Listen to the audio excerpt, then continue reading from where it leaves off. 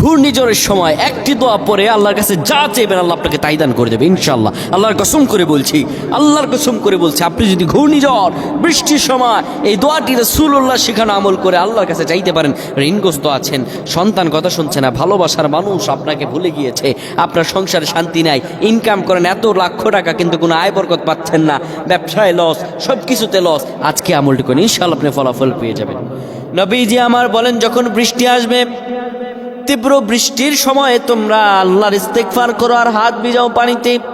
বৃষ্টির পানিতে হাত ভিজিয়ে আপনি পড়বেন আল্লাহুম্মা সাইয়্যিবান নাফিআ, আল্লাহুম্মা সাইয়্যিবান নাফিআ, আল্লাহুম্মা সাইয়্যিবান নাফিআ। সুবহানাল্লাহ। আল্লাহ আপনার ভাগ্য খুলে দেবে।